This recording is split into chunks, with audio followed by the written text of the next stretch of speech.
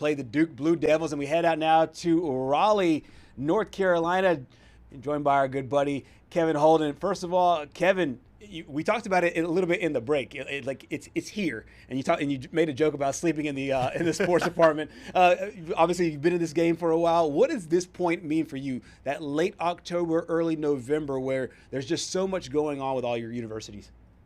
I mean, it is one of the most fun times of the year, but it's also one of the busiest times of the year, and that's for us. That's the crazy part. Well, okay, I'll give you my weekend. Saturday, NC State beats Georgia Tech. That's an undefeated team. Yep. And, my job was to avoid random phones and shoes as people were falling out of the stand to rush the field. And it was an amazing time, right? We were live on the air right afterwards, and fans are going nuts. The band is out there going nuts. You sleep, you wake up, and you go, okay, now we've got the first game of the Will Wade era at NC State. You've got UNC in their opener, and then you got Duke on Tuesday. So, we're looking into cloning. We're looking into maybe getting a few more of our guys out there. No question about it. Specifically about this Duke and Texas matchup. Of course, Duke last year. Duke is one of the blue bloods of college basketball. Last year, obviously, made a really nice run. Coming back now with game, another marquee game to open the season. What do you make of the Blue Devils going into this year and some of the ways they are moving on without a couple of players who are now in the NBA, most notably Cooper Flagg? Yeah, it's kind of nutty to me that in the NIL era, you can have a situation where these two sentences go hand in hand. This team lost its entire starting five to the NBA draft, but they're a top 5 team in the country coming in. Exactly.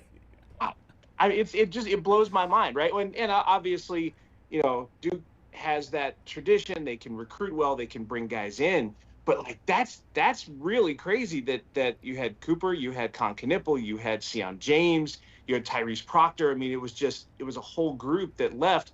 But it's just a reload for this year. And the Boozer twins were, the story going into this season. And I think Cameron Boozer has kind of put himself into that conversation now.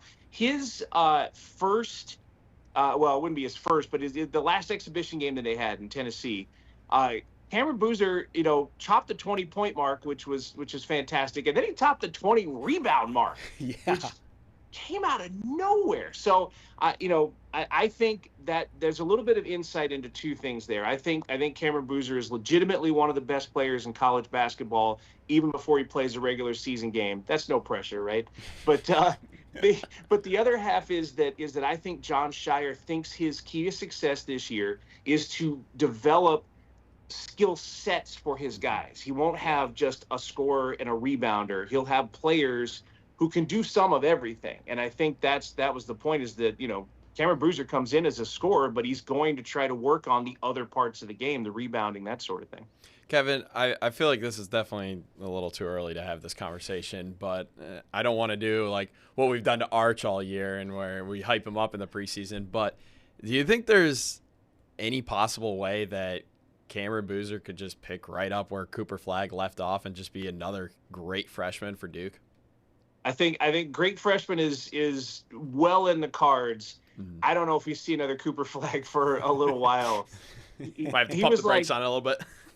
I mean, the thing about Flagg is he comes in as an 18-year-old and he looked like a 27-year-old, like every part of his game. Like Jon Scheyer at one point in January had a presser and he said, during one of his press conferences, and he said, we're telling Cooper it's okay to score, man.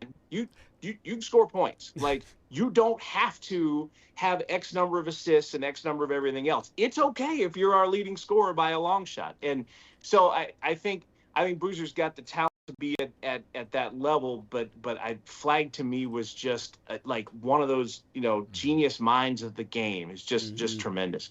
No question about it. I think when I go back to old Mike Krzyzewski teams, of course, players stuck around a lot more then than they do now. There's a lot of one and done, and I feel like the formula is a bit of a hybrid between the two. You still have to have your Cameron Boozers, your Cooper Flaggs that'll come in there. They're there for a season and then leaving.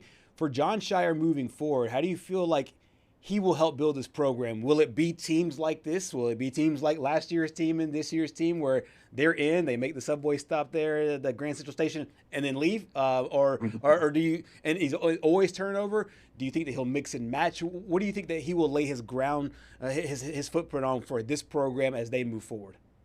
I think what Shire would ideally love to do is to have that hybrid, that mix where at least some players can contribute from the previous season. And to me, the most telling sign was every time there was some sort of time to talk with media before the season, he was bringing returning players back. Right. He was right. Bringing the Isaiah Evans and the Caleb Fosters and Malik Browns, these guys who have been around. He would like them to help set the tone because last year was a pretty magical year for Duke. Shire made the Final Four, and he would like to make that the norm, and he wants that culture passed along through those guys. I will say that my worry about that is 3 or 4 games into the season, there are going to be 4 or 5 guys who will step up enough that those returning guys might fade a little bit, Like they're going to end up in the background. But I mean, the Boozers are both obviously tremendous. Patrick Ngongba is not only a force down low, but a guy who could end up as more of a scoring threat than expected. Again, as Shire tries to round his players out a little bit, Dame Sarr has been just a touch behind the game. And it's hard to say that with exhibitions, but I think Dame Sarr's got a little bit of progress to make. He had an oblique injury during the exhibition season, so it may be a few weeks there. So I think it'll be a month maybe before Shire really knows how that's going to look. But I think his ideal is to have someone who was there last year play some role, Kevin, I'm a Syracuse guy, so I got to ask. You brought up one of the former Syracuse guys, Malik Brown. What is his projection for this year? Could we see him start tonight? Is he going to come off the bench, do you think? I can see him starting tonight. I think he's, especially early in the year, I think that's how Shire is going to lean in. And Malik is a guy who, as you know, has dealt with just injury after injury. He had a knee thing in the offseason that cost him time. Like literally when they spoke at ACC Media Days, John Shire said, I haven't seen my full team yet.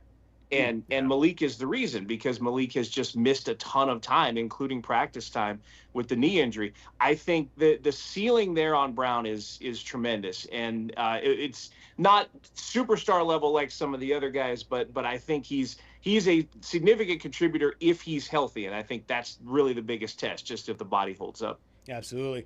The top 5 for the ACC is really interesting this year because you mentioned Duke. The top 5 team, even though they were replacing all 5 starters going into this year. The preseason top-ranked team in the ACC, followed by Louisville, and then the rivals about 8-10 miles down the road, then NC State and Virginia. I know it's way too early to do all these projections, but do you see this being what we do see in the month of February when we have the ACC tournament? Is that about where you see the seedings going and the top teams that will be going into the big dance? Yeah, you're gonna see these little bags right here start to form. It's because 1, 3, and 4 on that list are teams we cover here. Yes, exactly. There's not gonna be any off days coming up. But I'll say this: the Duke projection seems legit. Obviously, there's just otherworldly talent and a lot of NIL money and a lot of preparation and so on that's gone into it. I don't argue that with Duke in the 1 spot. I just watched NC State play last night in their opener, first game of the Will Wade era. And obviously you get this energy boost that comes from this new, especially somebody like Wade who's so energetic. Get a technical foul with like a 40-point lead in the second half. That sounds like him. Dude is, yeah, right? That's the most Will Wade thing ever. And so I think they are way more experienced than people give them credit for. You break down the roster and you see guys who played in the Final Four elsewhere or in the tournament elsewhere. So I think that 4 is legit. UNC success is going to be based on what Caleb Wilson can do. Caleb Wilson looks phenomenal in the early going. He had 7 dunks in the opener last night. But that it'll happen for him. But that's my question. Duke 1 and NC State 4. I'm completely on board with. We'll see what Hubert Davis and UNC can do. If they live up to it, they're certainly a number 3. Speaking of NC State, we might as well while we have you on. So Amir Khan followed Will Wade, right? Is he still a big thing, the head manager over there?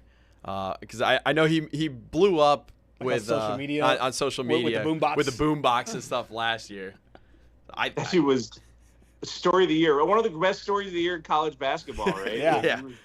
He was perfect for Twitter. I haven't seen him. Really? I don't know if he's part of the plans. And I mean, last night they were rolling everything out. They had NC State players from different eras that were there, and they really wanted to make that first game mean something. Will Wade calls it the Red Reckoning because they were so bad last year under Kevin Keats that they needed an overhaul. No, I haven't seen him unfortunately, and that's sad because that'd be a great story. I'd love to talk to him. I know, and maybe like a soft launch kind of thing. Yeah, like maybe he's just trying to, he had his moment last year. Yeah. Maybe he's trying to take the heat off a little bit, Right. and then if they need like a spark or something, he'll come back and he'll just bring the swag. Man, I can just picture it now. It's like Duke, NC State in the ACC championship, and I just see Amir Khan just walking out with boombox, and then Duke just starts getting scared. You know what I'd love to do is I'd love to have Amir Khan come to my workplace and motivate my team, my sports team. That would be awesome. That would be awesome. And in fact, if you do so, I want that documented because that would be great. That documented. Kevin, you've been awesome. Thank you so much for all of your insight there on everything North Carolina. Get some rest as much as you can because I know it's going to be a busy few months for you guys. I appreciate it. Hey, anytime we're around. If you want to talk basketball, we'll have plenty to talk about. Hey, Duke's got a couple SEC teams true. that they're playing against this year, so we'll have you back on. Sounds good. I'll be here. No sleep. I'll be right here. I love it. Kevin Holden is joining us out of Raleigh, North Carolina.